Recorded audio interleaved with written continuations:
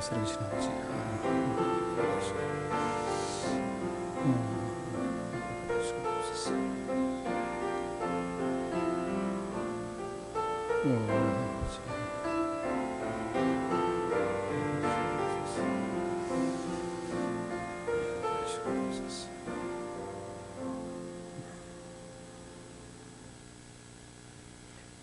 여호와여, 주께서 나를 살펴보셨으므로 나를 아시나이다. 주께서 내가 앉고 일어섰음을 아시고 멀리서도 나의 생각을 밝히 아시오며 나의 모든 길과 내가 눕는 것을 살펴보셨으므로 나의 모든 행위를 익히 아시오니 여호와여, 내 혀의 말을 알지 못하시는 것이 하나도 없으시나이다. 아멘. 하나님, 감사합니다. 날마다 순간마다 저희들의 앉고 일어섬을 지켜주시고 출입을 지켜주셔서 이 자리에 나와서 하나님 앞에 예배 드릴 수 있게 하심을 감사합니다. 이 예배를 하나님 받아주시고 신령과 진정으로 우리가 예배를 드려서 하나님으로부터 수많은 은혜를 누리게 하시고 하나님이 주시는 좋은 복들을 가득 담는 복된 시간 될 수 있도록 인도하여 주옵소서. 예수 그리스도의 이름으로 감사하며 기도합나이다. 아멘.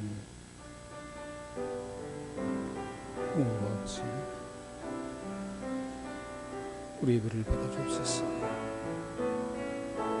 예배가 신령과 진정으로 예배 드릴 수 있도록 성령님 도와주옵소서. 하나님 아버지, 역사해 주옵소서. 살아계신 하나님 아버지, 높임 받아 주옵소서.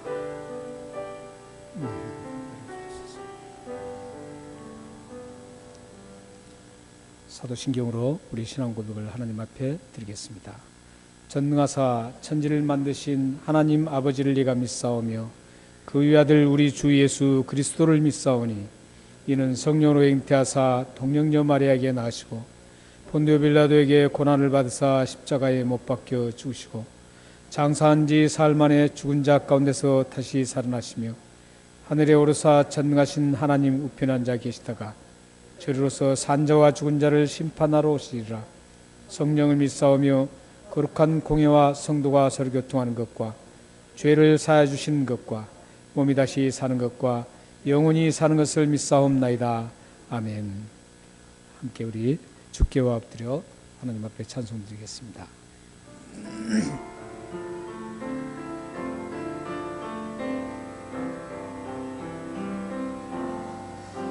주께와 엎드려 경배드립니다. 주 계신 곳엔 기쁨 가득 무엇과도 누구와도 바꿀 수 없네. 예배 드림이 기쁨되이다. 다시 한번 하나님 앞에 올려드리겠습니다. 주께와 엎드려 경배드립니다. 주 계신 곳엔 기쁨 가득하며 무엇과도 누구와도 바꿀 수 없네. 예배 드림이 기쁨되이다.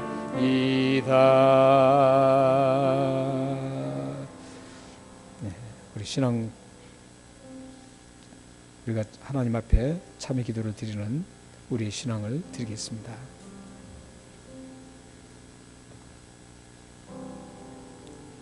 존귀하신 아버지, 시간대 주님께서 우리를 보시고 예배를 드리는 이 첫 하나님 앞에 먼저 우리의 잘못된 참회 기도를 올려드립니다. 우리의 잘못된 모든 것들을 되돌아보며 하나님 앞에 고백하는 이 참회 기도를 응답하셔서 주님의 거룩하심을 본받게 하시고 이 세상 살아가는 날 동안 주님과 함께 동거하는 기쁨을 누릴 수 있도록 하나님 아버지 참기도 허락하여 주옵소서. 오 하나님 아버지 우상과 되옵소서.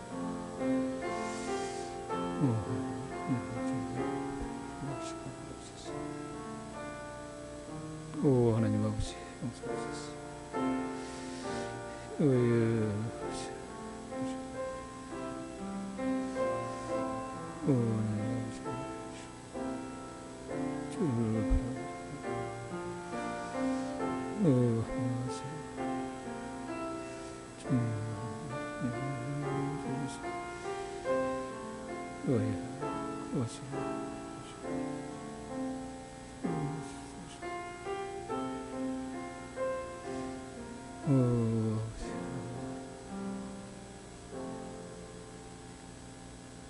하나님 아버지, 하나님 앞에 예배드리며 먼저 하나님 앞에 우리의 죄들을 고백했습니다. 하나님께서는 죄를 미워하시고 우리의 죄를 깨끗게 하기를 원하십니다. 이 시간 주 예수 그리스도의 이름으로 하나님 앞에 드리는 우리의 참회 기도가 응답되어서 하나님의 사람으로 더욱더 거룩하게 덧입게 하시고 예수 그리스도를 본받아 살아가는 그런 복된 삶이 우리 삶에 이루어지게 하여 주옵소서. 하나님 아버지, 이 참회 기도를 통해서 더욱더 우리들이 영적인 힘을 얻게 하시고 하나님이 주시는 기쁨과 평안을 누리며 이 세상 여정을 살아갈 수 있도록 인도하여 주옵소서. 예수 그리스도의 이름으로 감사하며 기도합나이다. 아멘. 287장 찬송하겠습니다.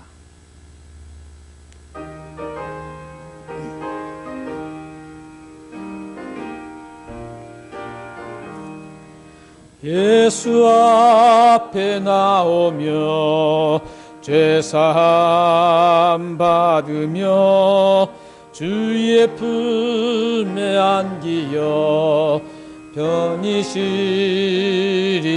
쉬리라. 우리 주만 믿으며 모두 구원 얻으며 영생 복락 면류관 확실히 받겠네. 예수 앞에서 은총을 받으며 마음의 기쁨 넘치어 감사하리라. 우리 주만 믿으며 모두 구원 얻으며 영생 복락 면류관 확실히 받겠네. 예수 앞에 설 때에 흰 옷을 입으며 밝고 빛난 내 집에 길이 살리라. 우리 주만 믿으며 모두 구원 얻으며 영생 복락 면류관 확실히 받겠네. 아멘. 이 시간 우리를 대표해서 서상 입사님 나오셔서 하나님 앞에 기도 올려드리겠습니다.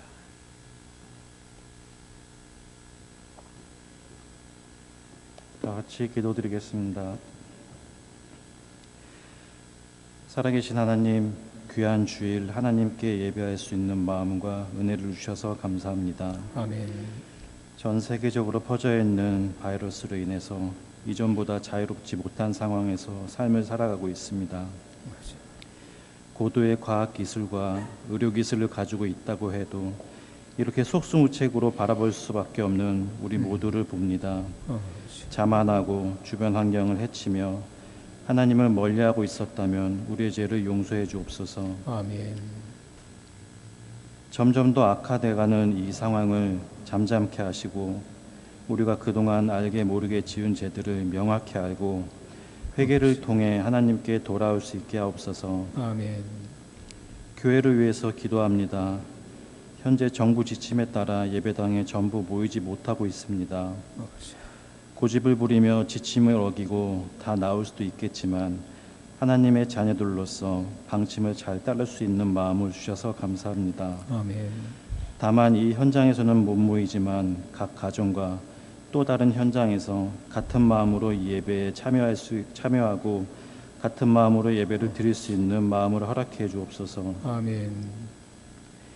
이 자리에 보이지 않는다고 비난이나 비판 혹은 그들의 신앙을 함부로 판단하지 말게 하시고 또한 온라인으로 예배 드리는 분들은 우선순위를 잘 정해서 구별된 예배를 같은 마음으로 잘 드릴 수 있게 믿음 주옵소서. 아멘. 우리가 지금 드리는 예배도 중요하지만 예배당을 나서는 순간부터 삶의 예배가 시작되는 것을 잊지 않게 하시고 일상생활 속에서 하나님과 친밀한 교제 속에 예배는 계속되어진다는 것을 잊지 않게 도와주옵소서. 아멘. 각 가정과 개인이 가지고 있는 깊은 걱정과 고민이 있을 줄 압니다.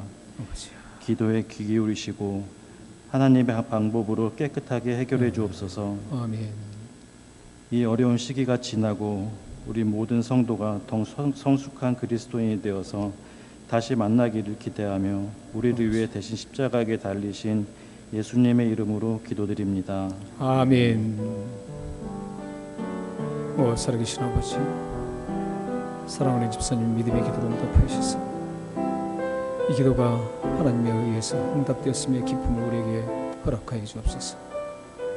하나님 아버지, 이 기도를 응답하셔서 우리 공동체와 우리 사랑하는 지체들과 가정과 삶에 넘치는 하나님의 은혜를 공급해 주셔서 주님을 기쁘시게 하는 그런 삶이 이루어지게 하여 주옵소서. 살아계신 하나님 말씀은 신약성경 118쪽에 있는 누가복음 13장 23절에서 30절 말씀을 함께 교도하시겠습니다.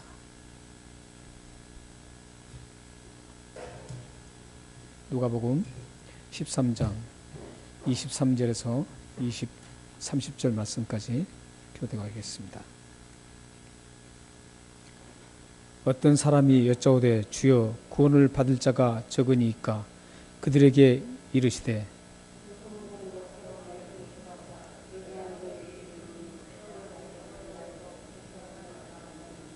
집주인이 일어나 문을 한 번 닫은 후에 너희가 밖에 서서 문을 두드리며 주여 열어주소서 하면 그가 대답하여 이르되 나는 너희가 어디에서 온 자인지 알지 못하노라 하리니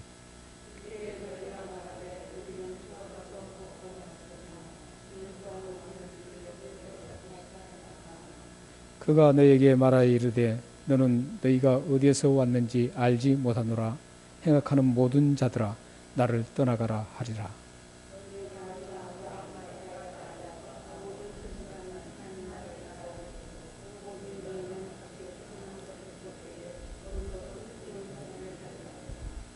사람들이 동서남북으로부터 와서 하나님의 나라 잔치에 참여하리니 보라 나중된 자로서 먼저 된 자도 있고 먼저 된 자로서 나중될 자도 있느니라.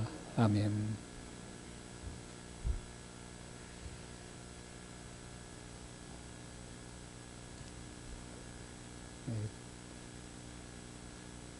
특송하실 분 안 계시죠? 지난주에 우리 선우가 아주 하나님 기뻐하시는 특송을 멋지게 했습니다. 앞으로 선우가 또 특송을 가끔 준비한다고 합니다. 기대하고 있습니다. 여러분들도 하나님 기뻐하시는 이 특송을 좀 준비하셔서 하나님 앞에 올려드렸으면 좋겠습니다. 우리는 살아가다 보면 수많은 사람과 많은 대화를 하게 됩니다. 가깝게는 가정에서 가족들이 함께 대화를 해야 되고 또한 우리 교회 안에서도 함께 우리 지체들과 함께 올려서 대화를 하게 됩니다. 뿐만 아니라 친구를 만나면 친구와 대화를 하고 또 동료들을 이웃과의 함께 대화를 나눕니다. 이웃과 또 대화를 나누게 됩니다. 이렇게 우리는 수많은 대화를 하면서 살아가야 합니다. 그런데 이 수많은 대화를 할 때 그 대화법 중에 가장 좋은 대화법이 무엇일까? 그 대화법, 가장 좋은 대화법이 질문 대화법이라고 합니다. 이 질문 대화법은 창의성을 일으켜주고 또 그 사람의 마음을 상하지 않게 하고 또 이 질문 대화법을 통해서 그 사람의 깊은 내면을 끌어내서 함께 나눌 수 있는 그런 좋은 도구라고 합니다. 그래서 하나님께서도 맨 처음 타락한 범죄한 인간하고 맨 처음 대화하실 때 이 대화법, 질문 대화법으로 대화를 했습니다. 하나님께서 창세기 3장 9절에서 이렇게 쭉 보면 맨 처음 이 아담이 타락한 후에 이제 숨었습니다. 숨었을 때 하나님께서는 다 알고 계셨습니다. 그러면 보통 대화법이라면 아담 너 범죄를 하고 잘못해서 좀 숨었지. 내가 어디 있는지 다 안다. 빨리 나와. 빨리 나와서 나한테 잘못했다고 빌어. 이렇게 대화를 해야 됩니다. 근데 하나님께서는 그렇지 않고 이 대화법, 질문 대화법으로 대화를 합니다. 아담아, 너가 어디 있느냐? 이렇게 질문합니다. 그 한마디에 아담의 마음은 모든 걸 다 하나님 앞에 고백할 수 있는 그런 것들이 다 되어 있었습니다. 그럼에도 불구하고 다음에 보면 그걸 올바로 고백을 하지 않죠. 하나님은 지금 이 아담에게 아담아 너가 어디 있느냐 그 말씀 속에 질문 속에 아담의 모든 걸 솔직하게 고백하기를 원하고 또 인격적인 대화를 하기를 원했습니다. 그래서 그렇게 질문을 그렇게 던졌습니다. 그러자 이 아담이 대답을 어떻게 합니까? 내가 범죄하여 두려워서 숨었나이다 이렇게 합니다. 이제 고백을 하게 되죠.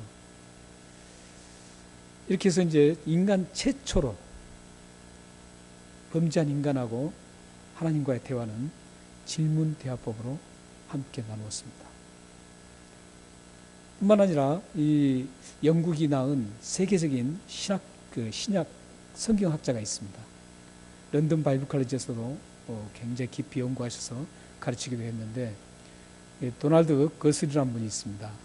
이분이 이 신약 성경에 예수님은 몇 번이나 질문을 하셨을까 이걸 연구를 했습니다. 쭉 추적을 했습니다. 그런데 헬라어로 추적을 했습니다. 영어가 아니고 한국어도 아닙니다. 헬라어로 쭉 보면서 예수님은 몇 번이나 질문하셨을까 하고 쭉 추적했는데 혹시 몇 번인지 아신가요? 305번이었습니다. 305번을 예수님께서는 질문으로 하셨습니다.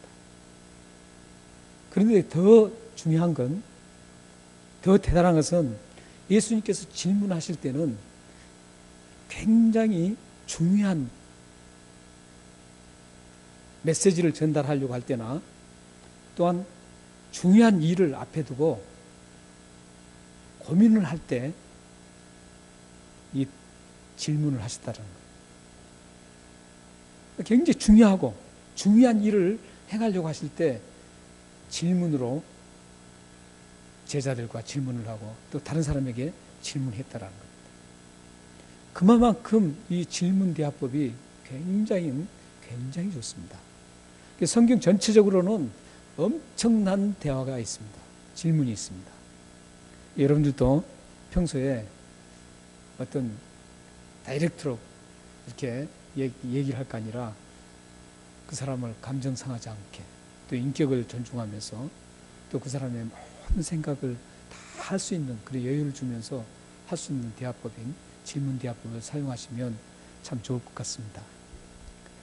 오늘 말씀에도 어떤 한 사람이 예수님 앞에 나와서 질문을 통해서 이제 이 오늘 말씀이 시작됩니다.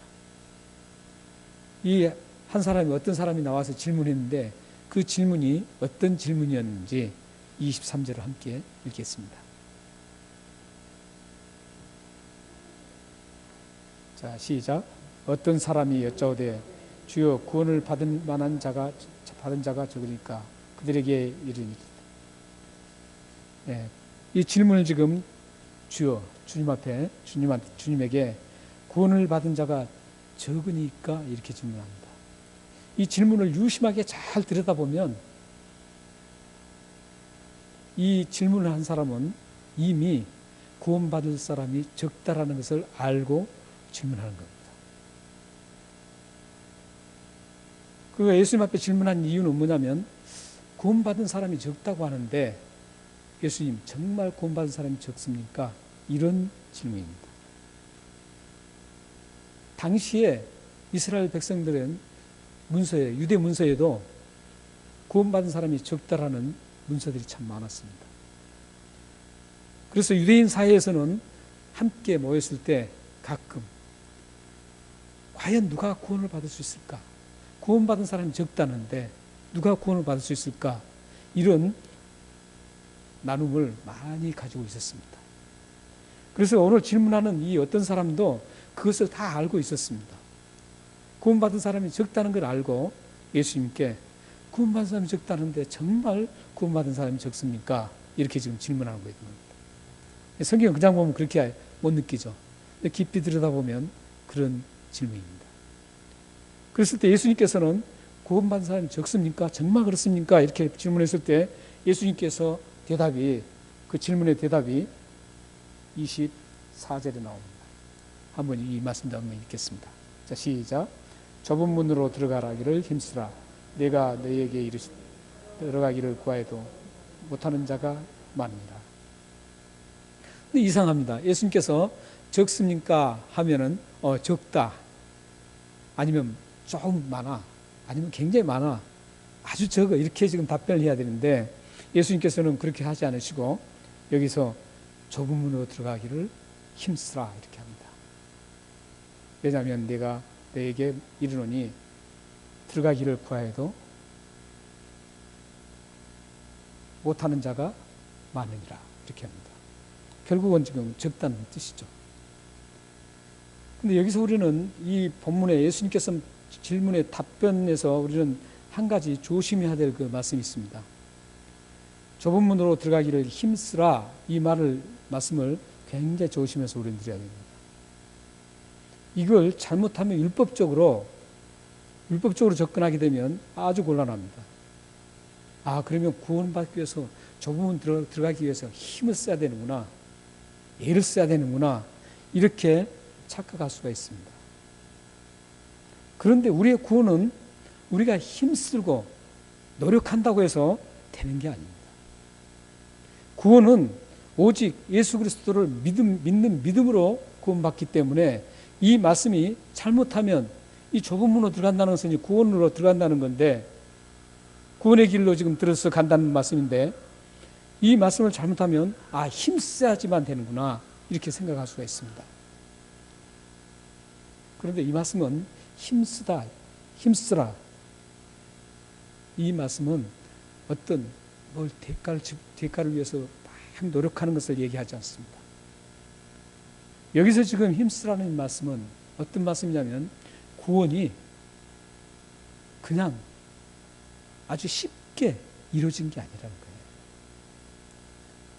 우리가 받은 구원이 그냥 아주 단순하게 시시하게 그냥 이루어진 게 아니라는 겁니다. 커다란 누구도 치를 수 없는 그 대가를 지불하고 구원을 받았기 때문에 그 구원을 소중하게 여기라는 그런 의미입니다. 그러니까 구원 그 좁은 문으로 들어가는 것을 소중한 그 기회를 소중하게 여기고 살아라 이런 뜻입니다. 이게.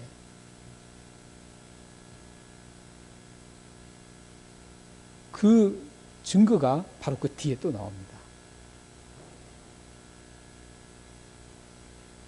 이게 힘쓴다, 어떤 구원을 위해서 힘쓴다라고 아니라는 게 그 뒤에 나오는 문구입니다.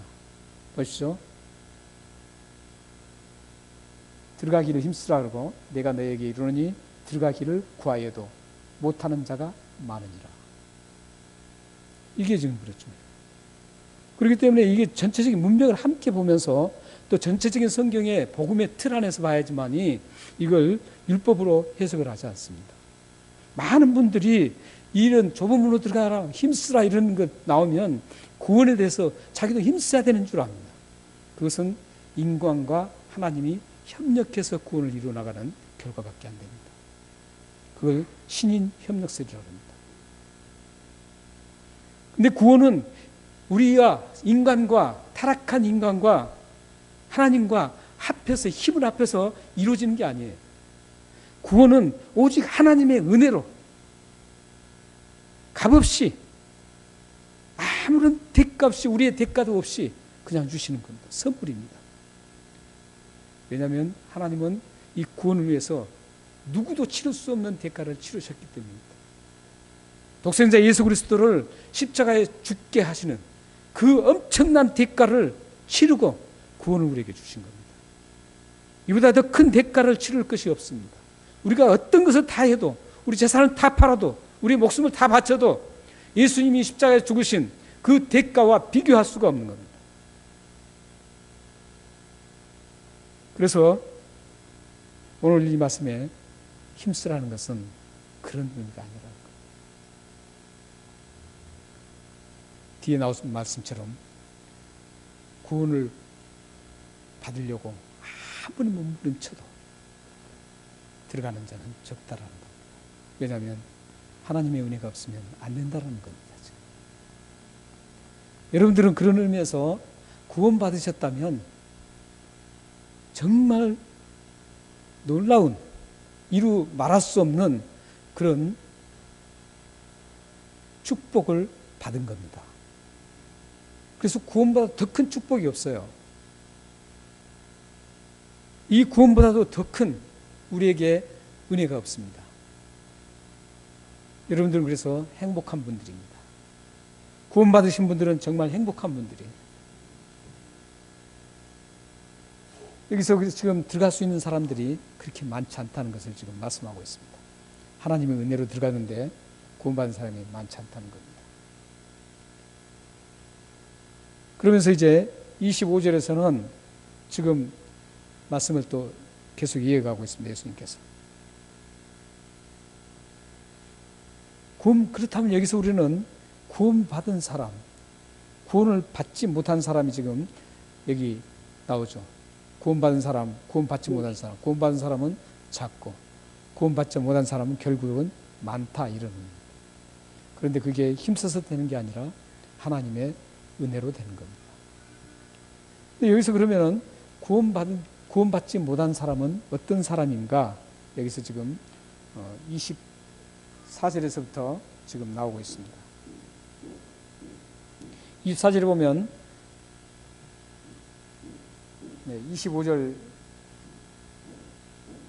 25절부터입니다.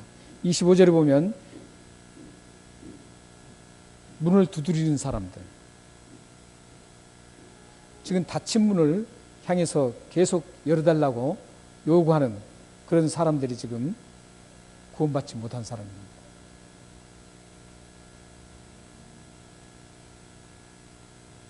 그리고 그 구원받지 못한 사람들의 특징에 대해서도 지금 얘기를 하고 있습니다.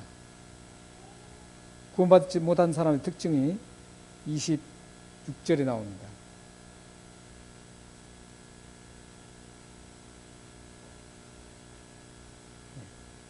26절에 보면 그때 너희가 말하되 우리는 주 앞에서 먹고 마셨으며 또한 우리의 길거리에서 가르치셨나이다 하니, 이 말씀은 지금 구원받지 못한 사람들이 지금 계속 얘기하는 거죠.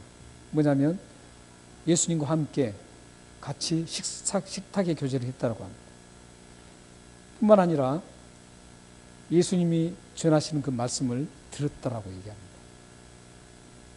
지금 구원받지 못한 사람들이 이렇게 지금 얘기하고 있습니다.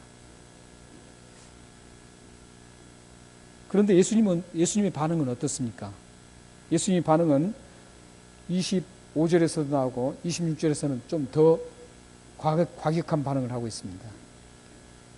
25절에서는 간단하게 너희가 어디서 온 자인지 알지 못한다라고 말씀했지만 26절에서는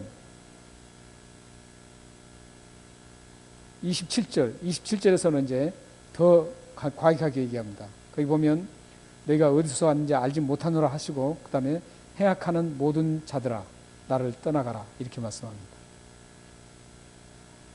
그러므로 예수님께서 이제 구원받은 자가 적은데 구원받지 못한 많은 사람들이 지금 예수님께 왜 우리는 구원받지 못합니까? 문을 두드립니다. 문을 이미 잠겼는데 문을 두드리면서 문을 두드리면서 열어달라 그랬죠. 열어달라 그러는데 그게 통하지 않습니다. 열어주질 않으니까 이제 27절에서 26절에서 얘기가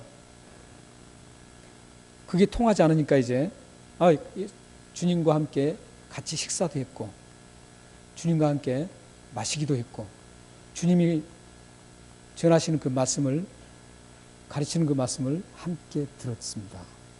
그러니 문을 열어달라는 뜻이죠. 그렇지만 이 주님의 반응은 어디서 온지 모른다는 거예요. 자, 그렇다면 여기서 우리는 생각해 볼 게 이 사람들이 거짓말을 했을까요?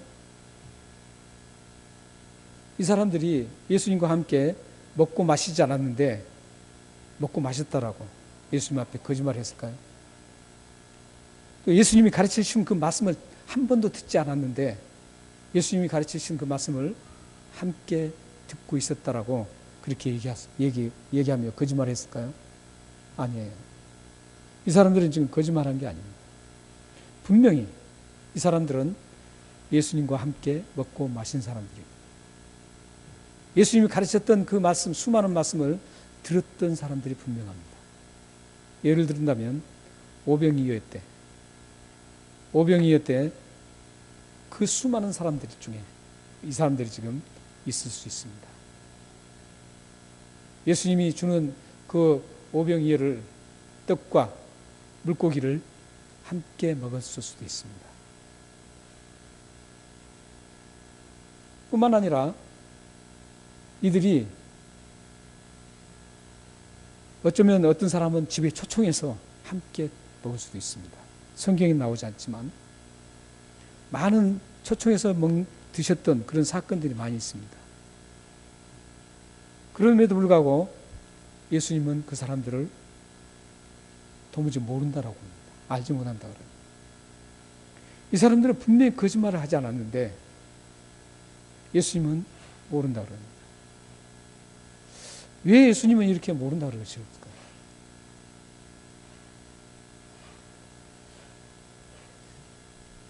예수님은 이 사람들이 거짓말하지 않고 분명히 함께 먹고 마시고 배운 것을 가르친 것을 배웠을 텐데 예수님은 도대체 모른다고 말씀합니다. 왜 예수님은 이들을 모른다라고 그렇게 말씀하셨을까요? 그렇다면 예수님께서 모르는 것은 너무 많은 사람들이니까 너무 많은 사람들이 말려 있으니까 하나하나 다 모르기 때문에 모른다고 했을까요? 아니면 너무 오랜 일이라 기억력이 좀 떨어져서 모른다고 하셨을까요? 예수님은 지금 다 알고 계세요. 요한복음 1장에 보면 저기 한번 띄워주시면 되는데 요한복음 1장 47절 49절에 보면 여러분들 잘 아시는 나다나엘이라는 분이 나옵니다. 예수님이 제자들을 부르는 과정입니다. 거기 보면 나다나엘을 딱 보면서 예수님께서 그 사람에 대해서 나다나엘은 참 이스라엘 사람이고 그 마음에 간사함이 없다라고 얘기합니다. 단 한 번도 본 적이 없습니다. 여기 우리나라 성경이나 영어 성경에는 그런 단 한 번도 보지 못했다는 표현이 안 나오는데 원어 성경에는 그렇게 나옵니다. 단 한 번도 나다나엘을 본 적이 없습니다. 그럼에도 불구하고 예수님은 나다나엘이 마음에 참 이스라엘 사람이고 그 마음에 간사가 없다는 것을 아십니다. 더 웃기는 건 좀 가면 나다나엘을 만난 적이 없는데 나다나엘이 무화과 아래에 있었다라고 말씀합니다. 뿐만 아니라 누가복음에 보면은 삭개오가 이제 저처럼 키가 적어서 사람들이 많아서 예수님을 볼 수 없으니까 그 나무 위로 올라갔습니다. 우리나라는 옛날에는 뽕나무라 그랬는데 이번에는 새로 번역된 데는 무화과라고 번역되어 있더라고요. 그게 정확한 번역입니다. 그 나무 위로 올라갔습니다. 예수님을 보기 위해서. 수많은 군중 속에서 유일하게 뽕나무에 올라가서 지금 예수님을 바라보고 있는데 예수님께서 뽕나무 밑으로 와서 삭개오를 바라보면서 삭개오의 이름을 정확하게 부르십니다. 삭개오야, 내려와라. 거기에도 역시 단 한 번도 만난 적이 없다는 겁니다. 예수님은 단 한 번도 만난 적이 없는 나다나엘의 무화과나무 아래 있었던 것을 말씀하시고 그 마음까지도 간사함이 없다는 것을 다 아십니다. 단 한 번도 만난 적이 없는 삭개오를 가서 정확하게 삭개오의 이름을 부르십니다. 이런 분이세요, 예수님은. 그런데 알지 못한다는 거예요. 왜 그랬을까요? 분명히 예수님은 그들을 다 알고 계십니다. 예수님이 살아 계실 당시에 전 세계에 있는 모든 사람들의 모두를 다 알고 계셨습니다. 왜냐하면 예수님은 하나님이시기 때문입니다. 그럼에도 불구하고 예수님은 지금 알지 못한다. 이 해악한 자들아, 이렇게 말씀하고 있습니다. 그리고 나를 떠나가라 그럽니다. 왜 그러면 예수님께서는 아시면서도 모른다고 그러셨을까요? 예수님이 거짓말 하신 겁니까? 아니죠. 여기서 예수님이 그렇게 말씀하신 이유가, 그 힌트가 28절에 나옵니다. 우리 한번 28절을 같이 한번 읽겠습니다. 자, 시작. 너희가 아브라함과 이삭과 야곱과 모든 선지자는 하나님 나라에 있고 오직 너희는 밖에 쫓겨난 것을 볼 때 거기서 슬피 울며 이를 갈리라. 여기서 지금 우리는 예수님께서 왜 모르신다고 하셨을까? 그 힌트를 여기에서 지금 우리는 찾을 수가 있습니다. 여기 보면 지금 두 가지 부류의 사람들을 지금 나옵니다. 하나는 아브라함과 이삭과 야곱, 믿음의 조상들, 그리고 모든 선지자들, 하나님의 일을 신실하게 섬기다가 하늘나라에 간 선지자들, 그 사람들이 지금 어디에 있습니까? 하나님 나라에 있고 그렇습니다. 하나님 나라에 있고, 그리고 오직 너희는 밖에 쫓겨난 자를 볼 때 거기서 슬피 울며 이를 가리라. 그러니까 밖에 쫓겨난 사람과 하늘나라에 있는 사람, 이 두 부류가 나옵니다. 지금 이 아브라함과 이삭과 야곱 선지자들은 선지자들의 모든 삶을 한마디로 요약하면 자신을 내어버리는 삶이었습니다. 이들은 모든 삶을 하나님을 위해서, 또한 자기 백성들을 위해서 자신을 완전히 포기하고 하나님을 길을 쫓아서 갔던 사람들입니다. 그런가 하면 밖에 슬피 우는 사람들은 제사장과 바리새인과 서기관들, 그리고 그들과 함께 했던 유대인들을 얘기합니다. 대다수의 사람들이었습니다. 이스라엘 백성들의 대다수 사람들이 이 부류에 속해 있었습니다. 구약에도 마찬가지였습니다. 아브라함 시대나 이삭과 야곱의 시대나 선지자들이 사역했던 그 시절에 대다수의 사람들은 하나님과 멀리 있었습니다.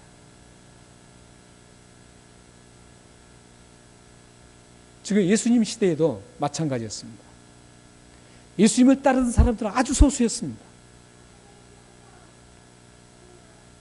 예수님이 정말 메시아라는 것, 예수님이 우리를 구원할 자라는 것, 그걸 또렷하게는 몰랐지만, 우리처럼 또렷하게는 몰랐지만 예수님이 하시는 모든 걸 보고 이분이 정말 우리를 구원할 메시아구나, 이것을 알고 따르는 사람은 소수였습니다. 지금도 마찬가지죠. 여기에서 지금 유대인들, 이 많은 사람들의 특징이 뭐냐면 형식주의의 사람들이라는 겁니다. 형식주의에서 어떤 진실함이 없고 그냥 종교의 탈을 쓰고 나는 하나님을 따르는 사람이라는 그 네임밸류만 가지고 살아가는 사람들이에요. 그러나 야곱과 아브라함과 이삭과 야곱, 모든 선지자들은 그런 사람이 아니었습니다. 하나님을 진실되게 믿었던 사람들입니다. 겉은 허스름하고 겉은 찢겨지고 남루하고 보잘것없었지만 이 사람들은 그 마음속에 진정한 하나님을 사랑하는 사랑이 있었고 하나님을 위해 살려고 하는 그런 갈망과 열정이 있어서 그 길을 힘들어도, 그 길이 어려워도, 그 길이 손해를 봐도, 심지어는 자기 목숨이 떨어져 나가도 그 길을 끝까지 따라갔습니다. 하나님이 기뻐하시는 일이라면, 하나님 기뻐하신 길이라면 그 길을 끝까지 따라갔습니다. 그러나 바깥에서 울고 있는 사람들, 이 사람들은 자기중심적이었습니다. 형식적인 사람의 특징이 자기중심적입니다. 자기중심적인 사람은 형식으로 갈 수밖에 없습니다. 자기중심으로 살아가는 사람은 겉을 항상 꾸며야 됩니다. 밖을 아름답게 꾸며야 됩니다. 다른 사람 보기에 나를 좋게 보게 만들어야 됩니다. 이게 바로 형식주의입니다. 틀만 있는 겁니다. 모양만 있는 겁니다. 경건의 모양만 있는 겁니다. 경건의 능력은 없고, 지금 이 두 부류가 그대로 지금 부르르 드러나고 있습니다. 구원받지 못한 사람들은 그래서 형식적인 신앙이었습니다.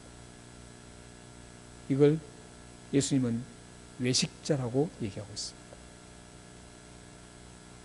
형태를 갖춰서 그 형태에 매어서 사는 사람들, 자기중심적으로 살아가는 사람들, 이 사람들이 바로 예수님은 외식하는 자라고 말씀합니다.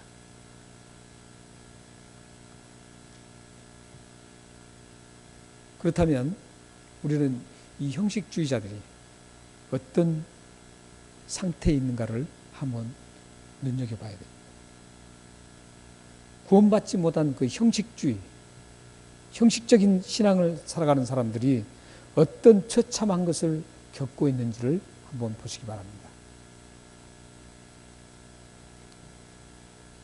맨 처음 보면 25절에 보면 문을 닫은 후에 밖에 서서 문을 두드리도 주여 열어주사 하는 그런 말씀 있죠. 여기서 지금 밖에 서서 문을 두드린다 할 때는 그냥 몇 번만 두드리고 만다 이런 뜻이 아닙니다.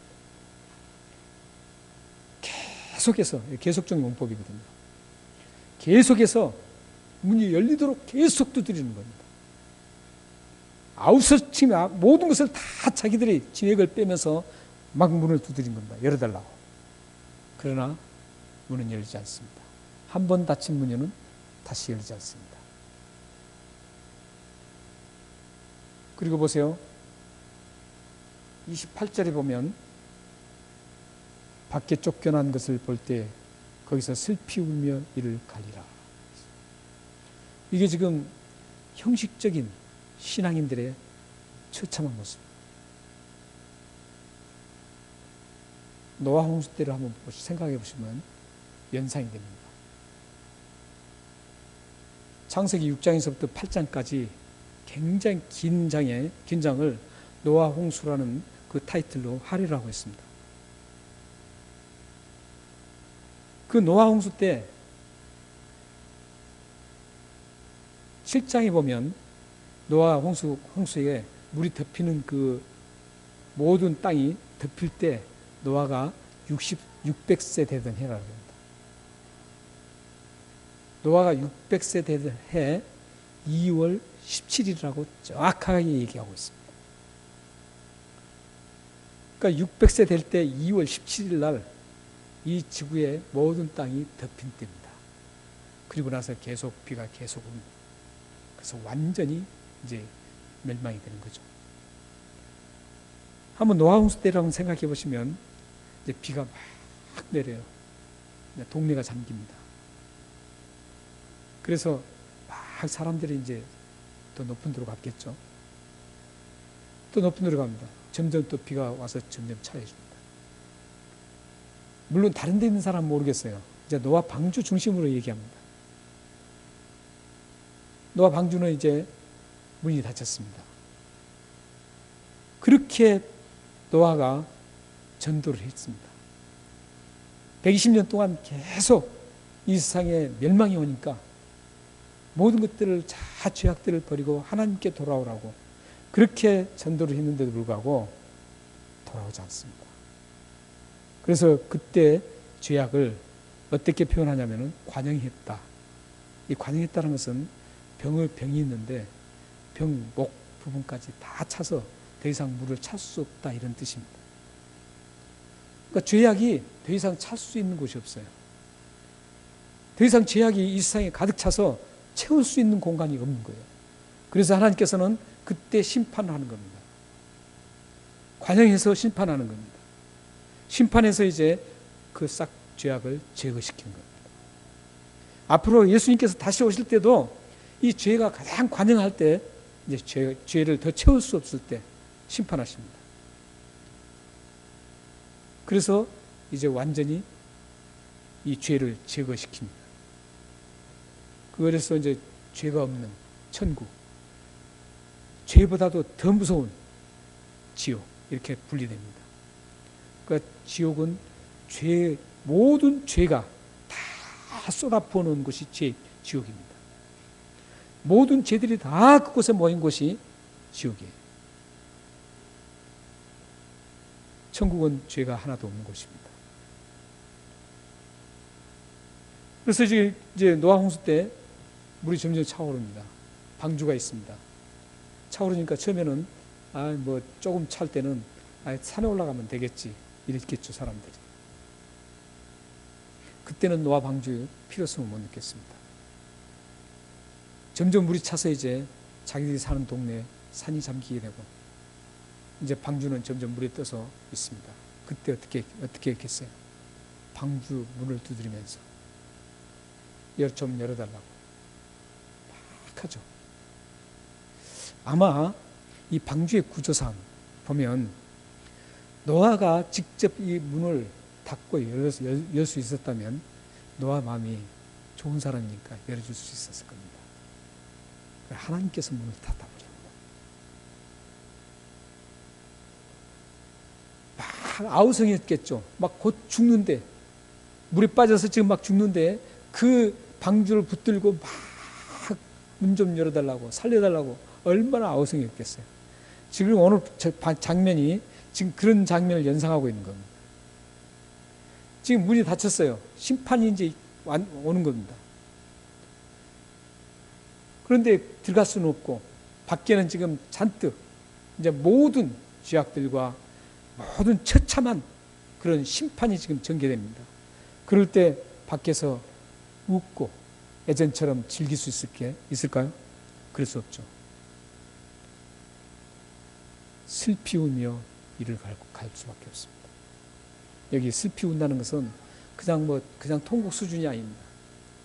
자기의 모든 감정이 폭발하는 그런 통곡의 울음입니다.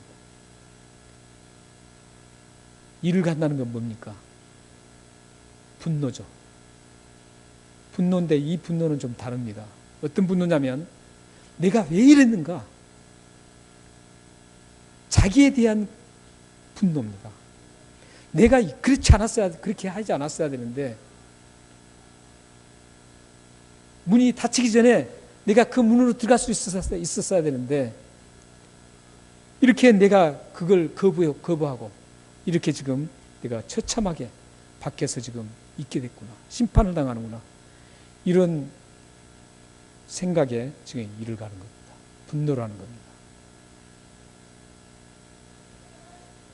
우리는 이 장면을 심각하게 받아들여야 됩니다. 왜냐하면 형식적인 신앙을 계속 살 것인가, 아니면 하나님이 원하시는 그런 참된 신앙인으로 우리가 살아갈 것인가, 이걸 지금 우리가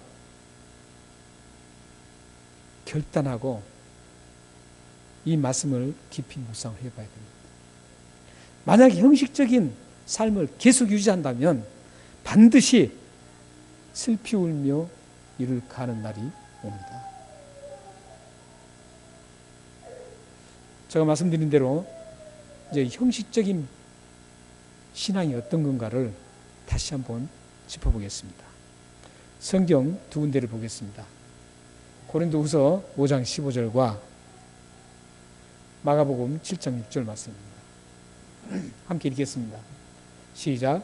그가 모든 사람을 대신하여 죽으심은 살아있는 자들로 하여금 다시는 그들 자신을 위하여 살지 않고 오직 그들을 대신하여 죽었다가 다시 살아나신 이를 위하여 살게 하려 함이라. 형식주의에 매이지 않는 참된 신앙을 가진 사람들은 바로 고린도후서 5장 15절 말씀을 깊이 생각하고 저렇게 살아갑니다. 자신을 위해서 살아가지 않습니다. 나를 위해서 십자가에 죽으신 예수 그리스도를 위해서 사는 삶을 살아가게 됩니다. 사랑하는 여러분들이 형식적인 신앙인인가, 내가 얼마만큼 형식적으로 지금 신앙생활을 하는가, 이걸 체킹하는 방법이 바로 이 말씀입니다. 여러분 삶은 지금 어떤 삶을 살고 있습니까?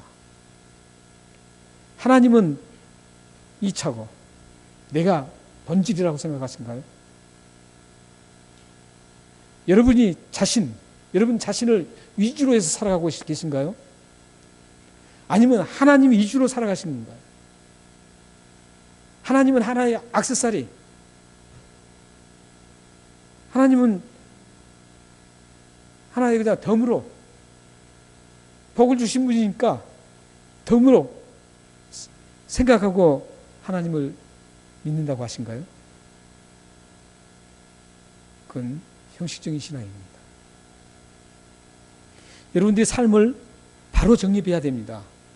질서를 바르게 정립해야 됩니다. 그 질서는 뭐냐면 하나님을 가장 중심에 놓고 살아야 됩니다. 내가 뭘 하든지 이게 하나님을 위해서 하는 건가, 나를 위해서 하는 건가, 이 질서부터 먼저 정립을 해야 됩니다. 그래서 우리 마지막 주제가 질서 잡힌 그리스도인이에요.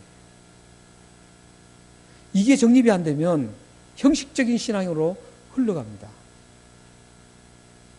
예수 그리스도를 진정으로 성령님에 의해서 믿는 사람은 형식적인 그리스도인이 될 수 없습니다. 여러분들이 신중하게, 심각하게 이 부분을 자신을 체킹해 봐야 됩니다. 내가 과연 하나님을 중심으로 살아가고 있는가? 내 중심으로 살아가고 있는가? 이걸 반드시 짚고 넘어가야 됩니다. 이게 정립이 되지 않으면 형식적인 그리스도인으로 갈 수밖에 없습니다. 그렇다면 그 처참한 그 상황을 경험할 수밖에 없습니다. 바로 형식적인 신앙을 떠나야 할 이유가 바로 이겁니다. 진정한 그리스도인으로 살아가야 됩니다. 이제부터는 나를 위해 사는 게 아니라 나를 위해서 십자가에 죽으신 예수 그리스도 안에서 산다는 바울의 고백처럼 우리들도 이제 사나 죽으나 항상 주를 위해서 살아야 됩니다. 먹든지 마시든지 무엇을 하든지 하나님의 영광을 위해서 해야 된다는 그런 사도 바울의 고백처럼 우리들이 모든 일을 할 때 그게 우선순위는 하나님이라는 것을 꼭 잡으시고 살아가셔야 됩니다. 또 그 뒤에 말씀을 한번 보겠습니다. 마가복음 7장 6절 한번 읽어보시겠습니다. 시작. 이르시되 이사야가 너희 외식하는 자에 대하여 잘 예언하였도다. 기록하였을 때 이 백성이 입술로는 나를 공경하되 마음은 내게서 멀도다. 자기 중심적인 사람이 외식하는 사람이라 그랬죠. 이 외식자가 얼마나 무서운 건지를 구약에서부터 논의하고 있다는 거죠. 이사야 쓴지 없습니다. 그 전에도 계속 나온 것입니다. 보면 저기에 외식하는 사람들의 특징이 나옵니다. 어떤 특징이 있습니까? 입술로는 나를 공경합니다. 이것은 겉으로는 공경하는 척 한다는 겁니다. 하나님을 섬기는 척. 하나의 찬송을 할 때도 그래요. 사실 우리나라 지금 대한민국의 교회가 이 찬송이 완전히 엉망이 돼버렸어요. 찬양을 하나님 앞에 드리는 게 아니라 자기 기쁘려고, 자기 흥에 겨워서, 자기 만족을 위해서 찬양하는 거예요. 그래서 막 난리를 해요. 그건 외식자들이에요, 외식자. 입술로는 하나님을 공경한다고, 하나님을 중심으로 산다고. 하지만 그 마음은 하나님과 멀어져 있는 거예요. 이게 자기 중심적인 삶이고 외식적인 삶입니다. 이것을 토탈 형식적인 신앙이라고 합니다. 틀만 있는 신앙.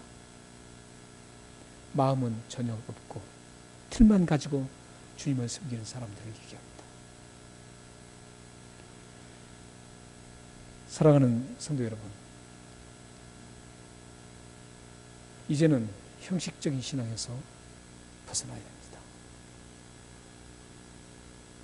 오늘 말씀에 그 처참한 것을 여러분들은 깊이 심각하게 받아들이시고 언제 어디에서 이 세상을 떠나야 될지 모르는 우리들, 길게 살아봐야 100년인데 금방 흘러가는 이 우리의 나그네 길을 여러분들이 형식적인 신앙에서 벗어나서 하나님을 위해서, 우리를 위해서 십자가에 죽으신 예수 그리스도를 위해서 살아가시기를 주님으로 축원합니다. 기도하겠습니다. 하나님 아버지,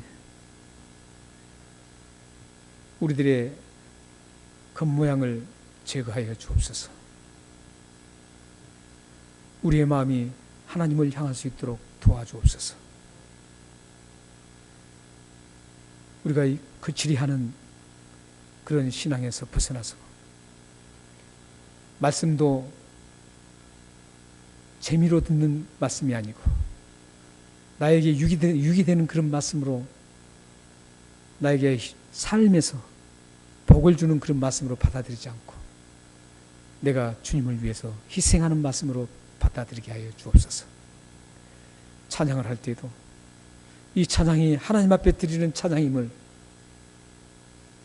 간곡하게 갈망하며 부를 수 있게 하시고, 나의 기분, 나의 만족을 위해서 찬양 부르지 않도록 인도하여 주옵소서.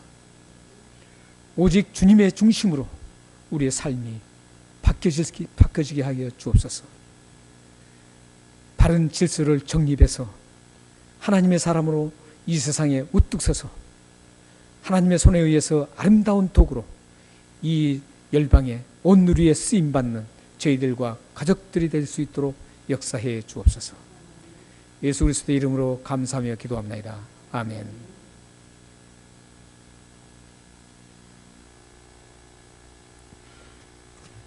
찬양 521장 찬송하겠습니다.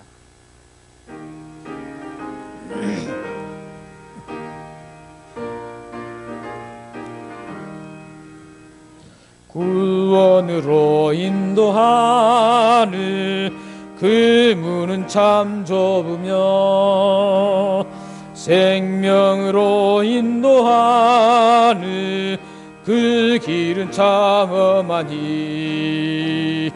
우리 몸에 지워있는 그 더러운 죄짐을 하나 없이 남겨놓고 힘써서 걸어갑시다. 구원으로 인도하는 그 문은 들어가 영생으로 인도하는 그 생명길 갑시다. 이 세상에 많은 사람 큰 문으로 들어가 넓은 길로 갈지라도 멸망길로 끝나니 세상의 헛된 병화 모두 내어버리고 주의 말씀 순종하여 그 생명길로 갑시다. 구원으로 인도하는 그 좁은 문 들어가 영생으로 인도하는 그 생명길 갑시다. 구원의 문 열렸으니 주의 문에 입어 주저 말고 들어가서 생명길로 갑시다.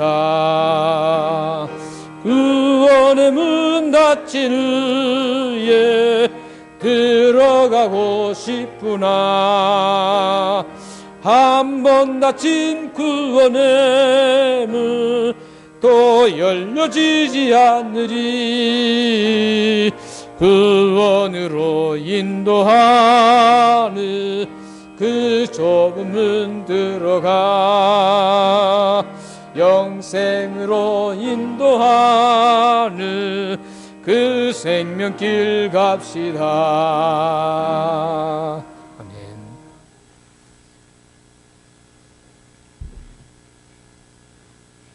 함께 기도하시겠습니다. 하나님 아버지 감사합니다. 이 물질도 우리의 마음 깊은 곳에서 하나님을 사랑하는 마음으로 드렸습니다. 어떤 형식적으로 드리는 물질이 아니라는 것을 하나님은 다 아실 줄 믿습니다.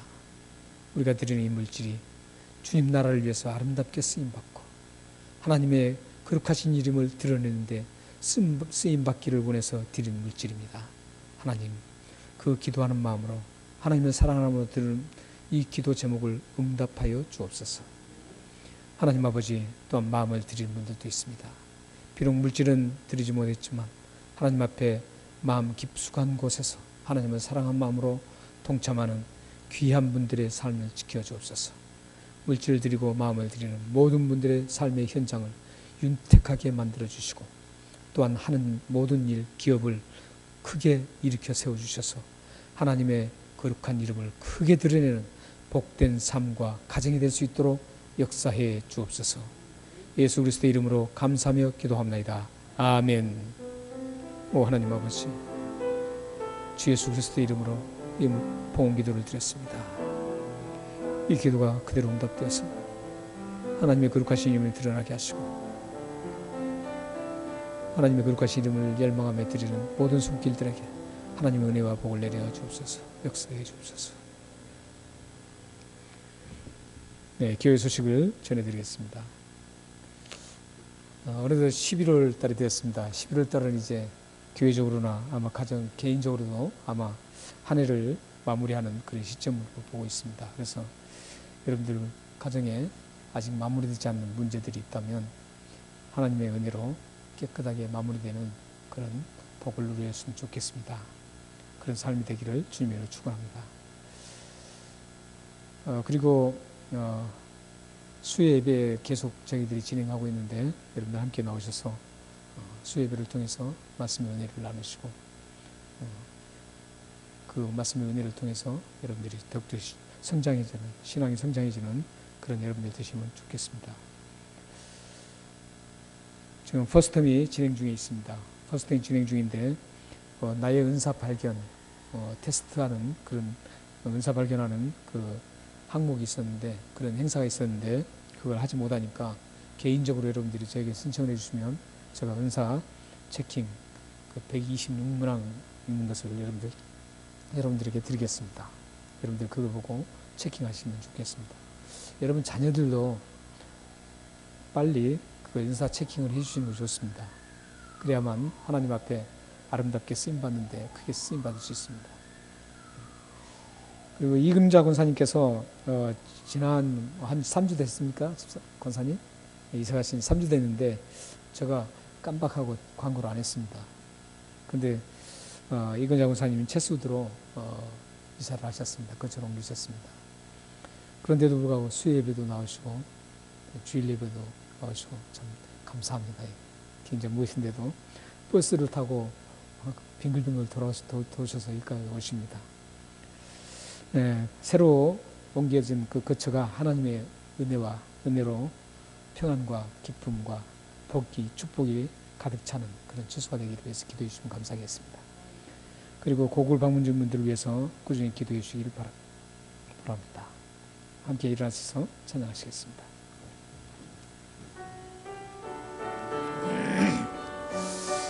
함께 우리 눈을 감고 이 찬송은 다 외우실 수 있는 분이니까 주여 진실하게 하옵소서. 우리의 신앙의 형태만 있는 신앙이 아니라 정말 진실하게 주님을 찾고 주님을 진실하게 드러내는 그런 신앙을 갈망하면서 주여 진실하게 하십시오.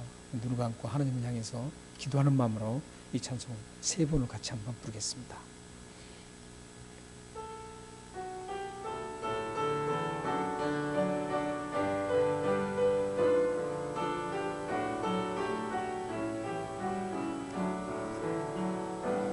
주여 진실하게 하소서. 오늘 하루하루 순간을 주가 주신 힘으로 승리하기 원하네. 주여 나로 진실하게 하소서. 주여 진실하게 하소서. 아멘. 오늘 하루하루 순간을 주가 주신 힘으로 승리하기 원하네. 주여 나로 진실하게 하소서. 다시 한번 하겠습니다. 주여 진실하게 하소서. 오늘 하루하루 순간을 주가 주신 힘으로 승리하기 원하네. 주여 나로 진실하게 하소서. 기도하겠습니다. 지금은 우리 주 예수 그리스도의 은혜와 하나님의 극진하신 사랑하심과 성령님의 감화 교통하심이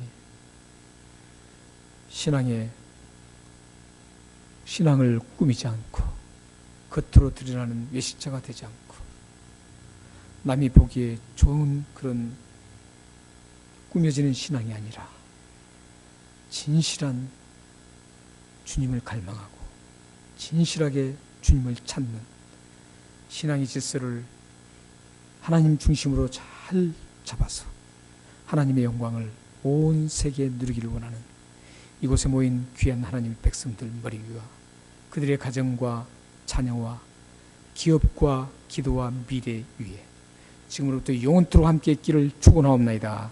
아멘.